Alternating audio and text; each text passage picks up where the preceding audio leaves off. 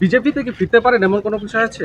আরে বাবা না, ঠাকুর বাড়িতে এখানে তো আমরা আসতাম, আমার বাবা মমতা বলার এখানে আসতো, আমরা 3 জেনারেশন ধরে ঠাকুর বাড়িতে আছি। ঠাকুর বাড়ি রানাঘাট দক্ষিণের তৃণমূল বিধায়ক মুকুটমণি অধিকারী শনিবার সন্ধ্যায় ঠাকুরনগর ঠাকুরবাড়িতে এলেন। তাকে দেখা গেল কেন্দ্রীয় মন্ত্রী শান্তনু ঠাকুরের সঙ্গে ঘরে ঢুকে দীর্ঘক্ষণ কথা বলতে। এরপরই শুরু হয় রাজনৈতিক জল্পনা। তবে কি মুকুটমণি অধিকারী আবার ফিরতে চান তার পুরনো দল বিজেপিতে? প্রশ্ন ঘুরপাক খাচ্ছে রাজনৈতিক মহলে। তিনি বিজেপির প্রতীকে বিধায়ক হয়েছিলেন, পরবর্তীতে তৃণমূল কংগ্রেসে যোগ দেন এবং উপনির্বাচনে তৃণমূলের প্রতীকে লড়াই করে জয়লাভ করেন। শান্তনুর সঙ্গে বরাবরই তার সখ্যতা ছিল। সামনেই বিধানসভা নির্বাচন, তার আগেই মুকুটমণির শান্তনুর সঙ্গে সাক্ষাৎ নিয়ে জল্পনা শুরু হয়েছে। তাহলে কি তিনি ফের দলবদল করছেন? সেই প্রশ্নে মুকুটমণি বলেন, আমি গাড়ি পুজো দিতে এসেছিলাম, বরাবর ঠাকুর বাড়িতে আসি, মমতা ঠাকুর, শান্তনু ঠাকুর সবার সঙ্গে দেখা করেছি, দলবদলের কোনো বিষয় নয়। শান্তনু ঠাকুর এই বিষয়কে সৌজন্য সাক্ষাৎ বলেই মন্তব্য করেছেন। মুকুটমণি অধিকারী এর সঙ্গে বৈঠক হলো, কি বিষয় বৈঠক হলো?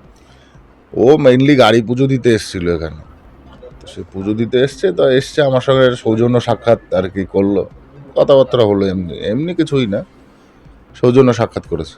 ভোটের মুখে শুধু কি সৌজন্য সাক্ষাৎকার নাকি দলে ফেরার নিয়ে কোনো বিষয়? দলে ফেরা নিয়ে ওসব নিয়ে আলোচনা হয়নি, ও মেইনলি গাড়ি পুজো দিতে এসছে, যার জন্য আমার সঙ্গে দেখা করে গেল আর কি, এই আর কি। দলে ফিরতে পারে এমন কোনো কিছু কথা হয়? সেটা তো ও বলতে পারবে ভালো।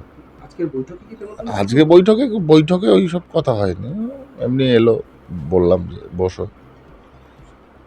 এখানে ঠাকুর বাড়িতে যারা আছে সবার সাথে দেখা করেছি, মন্দিরে গেছি, পুজো দিয়েছি। বিজেপি থেকে ফিরতে পারেন এমন কোনো বিষয় আছে?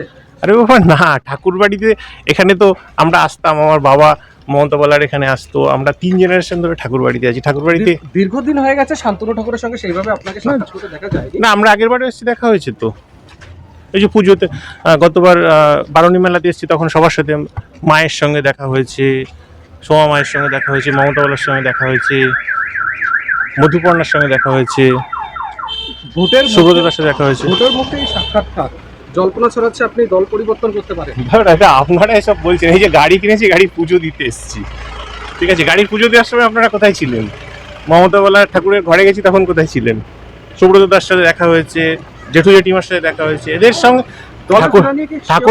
ঠাকুর বাড়ির সঙ্গে, আরে এসব পলিটিক্সের কোনো সম্পর্ক নেই, ঠাকুর বাড়িতে যে কেউ আসতে পারে। আমরা তো আগে প্রতিদিন আসতাম, এখন 1-1.5 বছর পরে পরে পলিটিক্যাল কাজের জন্য আসতে পারি না। শান্তনু ঠাকুর এই যে এদিকটাই ফোকাস করুন। শান্তনু ঠাকুর বা সুব্রত ঠাকুরের পক্ষ থেকে কি দলে ফেরা নিয়ে কোনো বার্তা? না, জাস্ট এসছি, 1.5 বছর বাদে, আবার হয়তো ইলেকশন হয়ে গেলে আসবো, এর মধ্যে আসতে পারবো না, সবার সাথে একটু দেখা করলাম, ঠিক আছে। ব্যুরো রিপোর্ট, রাষ্ট্রীয় প্রসার বাংলা।